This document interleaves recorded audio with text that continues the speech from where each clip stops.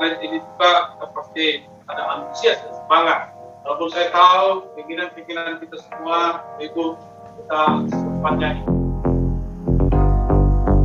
benar-benar jadinya tulang-tulang tidak terlindungi bagi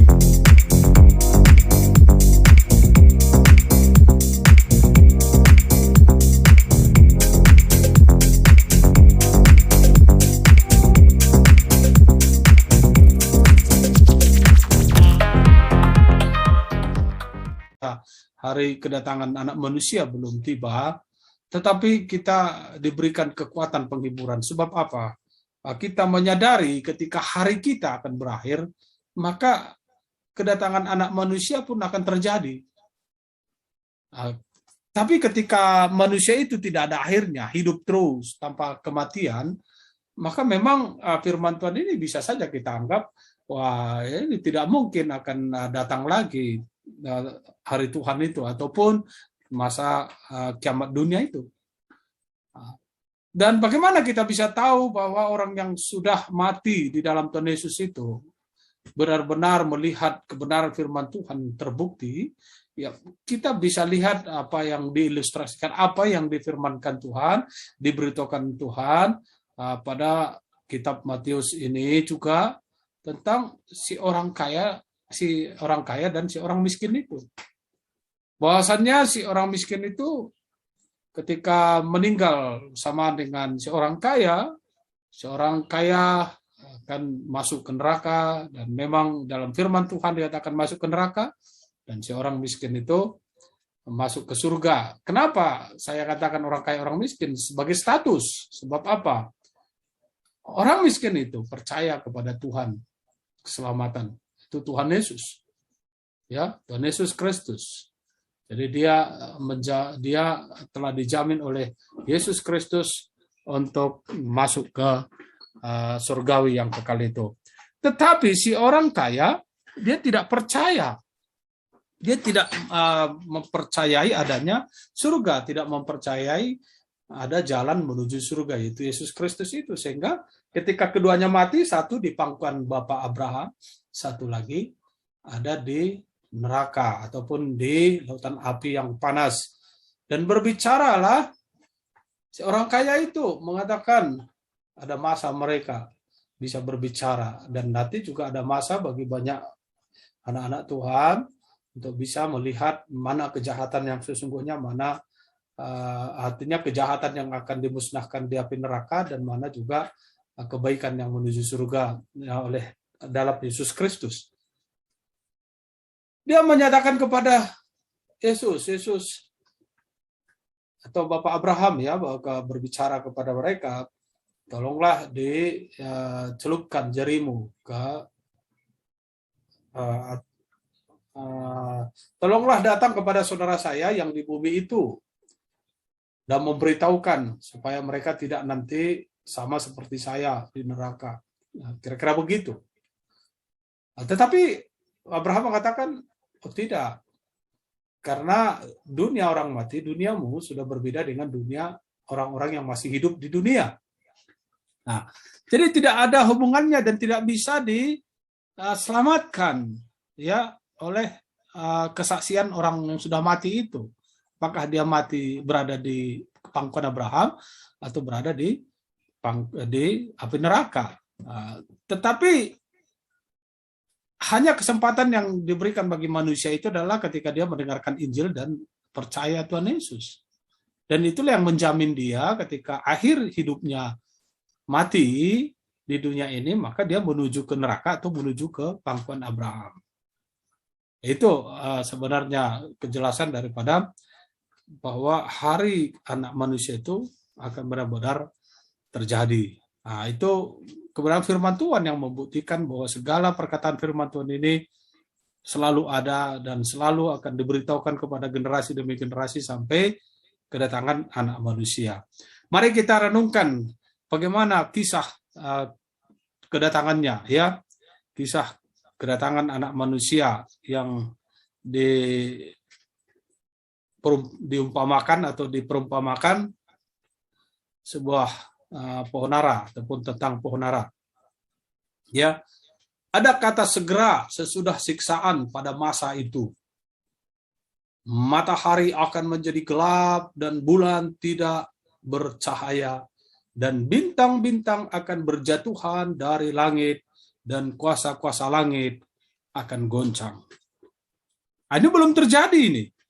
Belum pernah berita apapun di dunia ini belum pernah membuktikan bahwa kejadian di mana matahari akan gelap, di mana bintang-bintang akan berjatuhan, belum pernah. Tetapi kalau itu sudah terjadi, tidak mungkin dalam satu daerah, misalnya hanya di Indonesia, atau hanya di Amerika, atau hanya di Afrika, atau hanya di Asia. Tidak mungkin, atau hanya di Eropa, atau hanya di Australia. Tidak mungkin. Ya, itu pasti secara bersamaan. Yang namanya tanda-tanda yang mengatakan matahari gelap, ya berarti matahari itu kan menyinari seluruh bumi. Berarti matahari itu gelap, ya buminya pun ikut gelap. Bintang-bintang itu yang kita lihat dari kasat mata kita dari bumi, ya ketika berjatuhan ya bukan hanya jatuh satu tempat, tetapi itu berjatuhan hampir di seluruh bumi. Kemudian ayat 30, pada waktu itu akan tampak tanda anak manusia di langit, dan semua bangsa di bumi akan meratap, dan mereka akan melihat anak manusia itu datang di atas awan-awan di langit dengan segala kekuasaan dan kemuliaannya. Jelas sekali firman Tuhan itu menyebutkan di situ, ketika itu terjadi matahari gelap gulita, padahal masalahnya matahari tidak pernah gelap ya. Matahari tidak pernah gelap. Kenapa kita ada gelap sekarang? Ya, karena memang perputaran bumi ini kan bulat. Jadi masa sekarang yang kenapa kita gelap, ya kita membelakangi bumi. Kenapa bumi kita belakangi? Sebab ya karena yang kita pijak ini adalah bumi, tanah. Bumi itu earth ataupun tanah. Ya, jadi kita dihalangi oleh tanah ini cahaya matahari itu, begitulah. Kita ini ataupun kita ini di bawah kita lah, di bawah daripada yang kita pijak inilah matahari, cahaya matahari itu. Jadi karena begitu besarnya bumi ini, ya memang jadi gelap begitu ya di sekitar kita. Tetapi ada di pinggir bulatannya bumi ini ada cahaya terang begitu. Jadi sehingga kita bisa cari tahu bahwa ada daerah itu tidak banyak gelapnya. Jadi banyaknya terang aja. Kenapa banyak terang? Karena dia di putaran pusarnya bumi itu. Jadi matahari misalnya ada di sini, ya ini misalnya ada matahari. Nah, ini matahari, ini bumi. Nah, ini bumi. Jadi kalau misalnya matahari ini tetap sifatnya begini, bisa kelihatan? Nggak kelihatan ya? Ini. Jadi ini bumi ini mutar begini. Jadi kalau misalnya orang ada berada di ujung sini, ya dia hanya sedikit saja gelap. Karena dia selalu ada cahaya matahari begitu. Tetapi kita berada di belakang ini, ya kita akan gelap. Ya, kita akan gelap.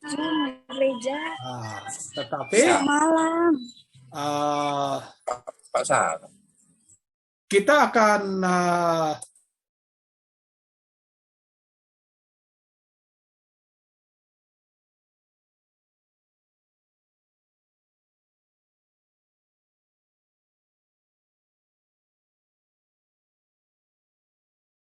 sebentar. Inilah ilustrasi yang kita bisa lihat. Jadi karena kita sangat kecil sekali sehingga matahari ini tidak bisa kita lihat. Inilah posisi kita gelap itu. Bayangin ketika matahari ini sendiri, yang matahari ini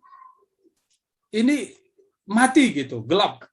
Ya berarti tidak ada lagi terang dimanapun ya di luar angkasa.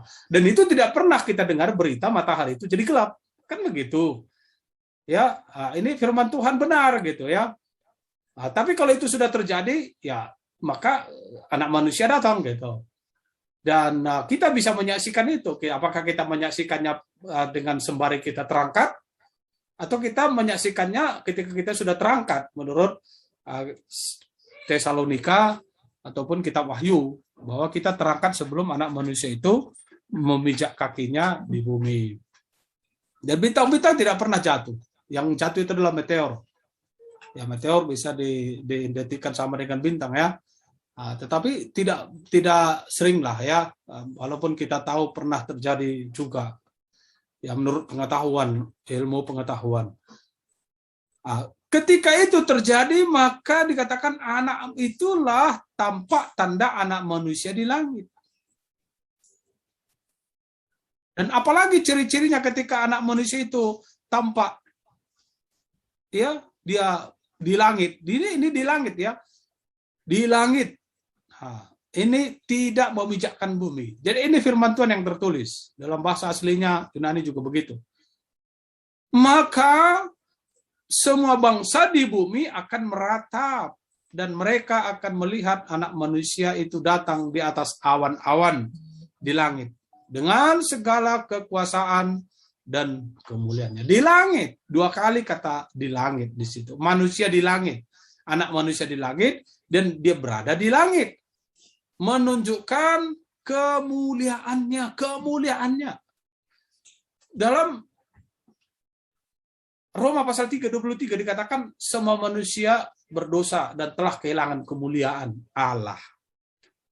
Jadi kalau seseorang yang berdosa kehilangan kemuliaan Allah itu, dia tidak bisa nampak, dia tidak bisa tahu itu Tuhan atau apa gitu.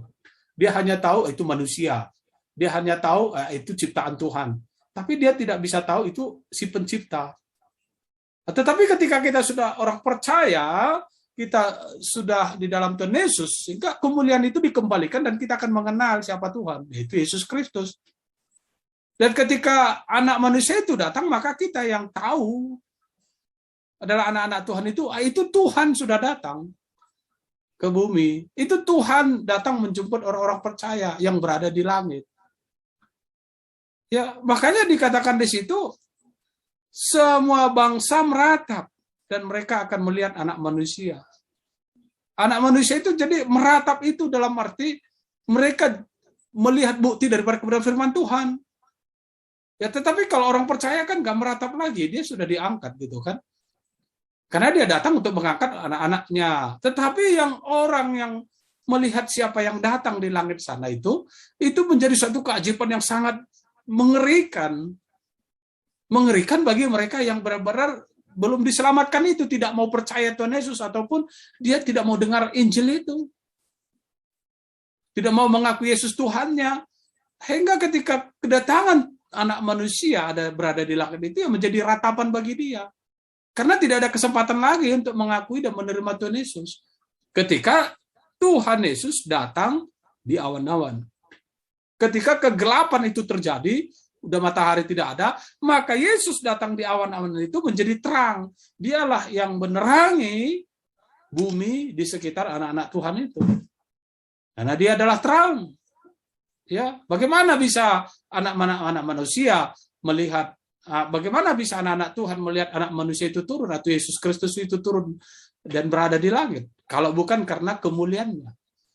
Kalau bukan karena terang kemuliaannya yang berada di langit itu, yang menerangi menggantikan matahari. Karena matahari adalah ciptaannya. Tetapi bagi orang-orang yang belum percaya Tuhan Yesus itu yang disebut meratap, karena masih aja kegelapan bagi mereka. Mereka tidak lihat kemuliaan Tuhan itu. Sebab apa? Hilang kemuliaan Tuhan. Karena keberdosaan mereka yang belum memberikan diri untuk ditebus Tuhan. Belum menyerahkan diri untuk ditebus Tuhan. Ketika mereka mendengar Injil, harusnya mereka mengaku Yesus Tuhan Juru Selamatnya. Nah, itulah ya.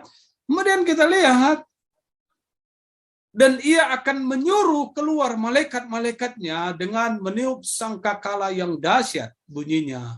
Dan mereka akan mengumpulkan orang-orang pilihannya dari keempat penjuru bumi.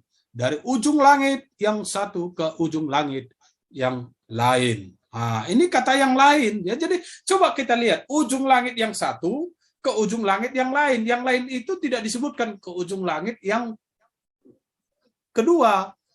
Jadi ujung langit itu tidak ada yang disebut 1, 2, 3, 4, 5, 6. Jadi seolah-olah jadi indikasikannya bumi itu jadi persegi. Tidak. Ini membuktikan firman Tuhan ini menunjukkan ujung langit yang satu ke ujung langit yang lain. Yang lain itu di mana ya? Bisa saja ujung langit yang hanya 15 derajat Celcius, 15 derajat, kemudian ada 45 derajat, ada 30 derajat, ada 65 derajat, ada 75 derajat, ada 100 derajat atau lingkaran langsung terjadi. Itu disebut ujung langit yang lain. Berarti dari seluruh penjuru langit ini, anak-anak Tuhan, orang-orang Kristen di dalam Tuhan Yesus Kristus, orang-orang yang di dalam Tuhan Yesus Kristus itu akan diangkat. Mereka akan mengumpulkan orang-orang pilihannya. Orang-orang pilihannya. Jadi siapa orang-orang pilihannya? Bukan seperti yang kita lihat di dalam Wahyu, mengatakan ada 1444 ya, 144.000 ya.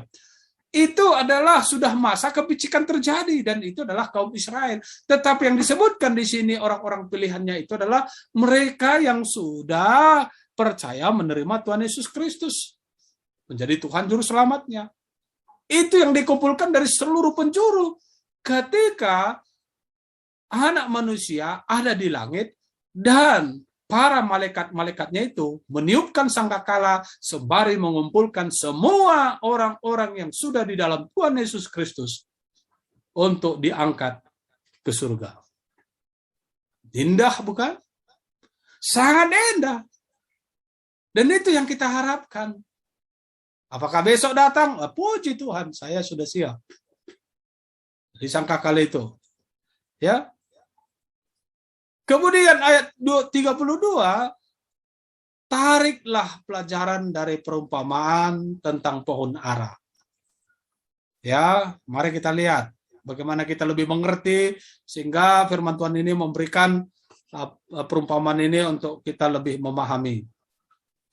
Mengatakan di situ, apabila ranting-rantingnya, ranting-ranting pohon ara itu melembut dan mulai bertunas, kamu tahu bahwa musim panas sudah dekat. Nah, kita bisa buktikan ya, kapan-kapan ya. Kalau dia layu, berarti melembut, ranting-rantingnya melembut dan mulai bertunas, kamu tahu bahwa musim panas sudah dekat. Ya, kita tahu juga bunga-bunga kita juga di depan itu kalau dia sudah sering layu, lembut batangnya, ya itu sudah musim panas ya.